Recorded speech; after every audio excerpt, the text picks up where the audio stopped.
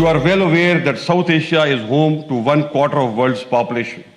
However, despite tremendous human resource and potential, the unsettled disputes are dragging this region back to the swamps of poverty and underdevelopment. Stable Indo-Pakistan relation is a key to unlock the untapped potential of South and Central Asia by ensuring connectivity between East and West Asia.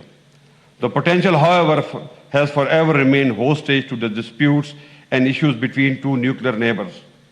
Kashmir dispute is obviously at the heart of this problem. It is important to understand that without the resolution of Kashmir dispute through peaceful means, process of subcontinental rapprochement will always remain susceptible to derailment due to politically motivated bellicosity. However, we feel that it is time to bury the past and move forward.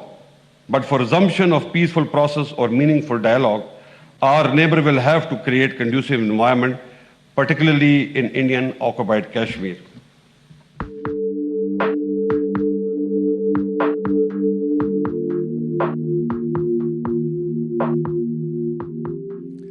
जब तक हमारी regional piece नहीं होगी, हमारे इलाके में जो हमारे नेबर्स के साथ हमारे ताल्लुकात और ट्रेडिंग टाइज ठीक नहीं होंगी, वो जो पाकिस्तान का जियो स्ट्रेटेजिक लोकेशन है, इसका हम पूरी तरह फ़ायदा नहीं उठा सकते.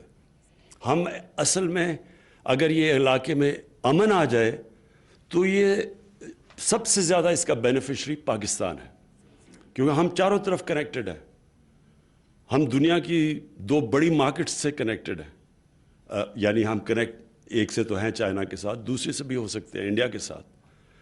एक तरफ ईरान है, एनर्जी उधर से हमारे वो डेफिशिएंसीज पूरी हो सकती हैं. फिर सेंट्रल एशिया, अफगानिस्तान में अमन आता तो सेंट्रल एशिया तक. तो ये जो लोकेशन है, इसका सिर्फ फ़ायदा हम तब उठा सकते हैं जब हमारे रीजनल पीस हो. ये एक बड़ी अनफॉर्चुनेट चीज़ है कि जब मेरी गवर्नमेंट आई तो हमने पूरी कोशिश की हिंदुस्तान से कि हम अपने जो भी इश्यूज़ है, और हमारा इशू बेसिकली कश्मीर एक ही इशू है, हम उसको कैसे डायलॉग के ज़रिए हल करें और अपनी एक सिविलाइज्ड नेबर्स की तरह अपनी रिलेशनशिप कायम करें. अनफॉर्चुनेटली 5 अगस्त आ गया और उससे बहुत बड़ा एक धचका पड़ा और हमारा टोटल ब्रेक डाउन हो गया दोनों मुल्कों के बीच में. अभी भी उम्मीद हम ये रखते हैं कि अगर वो कश्मीरियों को जो उनका राइट है, जो यूनाइटेड नेशंस की सिक्योरिटी काउंसिल ने उनको राइट दिया है कि अपनी ज़िंदगी का फ़ैसला ख़ुद करें, अगर वो राइट देते हैं तो ये हिंदुस्तान के लिए भी उतना फ़ायदेमंद है जितना हम पाकिस्तान के लिए, कि अगर ये वो उस तरफ पीस की तरफ डायलॉग के ज़रिए अगर कश्मीर का रेजोल्यूशन की तरफ जाता है तो ये सारा इलाका चेंज हो जाता है और इससे दोनों मुल्क को बहुत फ़ायदा है. हिंदुस्तान को भी फ़ायदा इसलिए है कि वहाँ भी बहुत गुर्बत है. तो सबसे ज़्यादा अगर गुर्बत को दूर करना है तो हमारी ट्रेडिंग टाइज़ और हमारी इकोनॉमिक टाइज़ स्ट्रॉन्ग हो, हमारी रीजनल कनेक्टिविटी बढ़े, हिंदुस्तान को फ़ायदा, वो भी कनेक्ट हो जाते हैं सेंट्रल एशिया तक.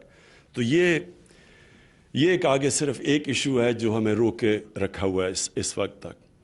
और हम तो अपनी कोशिश करेंगे, लेकिन हिंदुस्तान को पहला कदम लेना पड़ेगा, क्योंकि 5 अगस्त के बाद अब जब तक वो पहला कदम नहीं लेते तो हम अनफॉर्चुनेटली आगे नहीं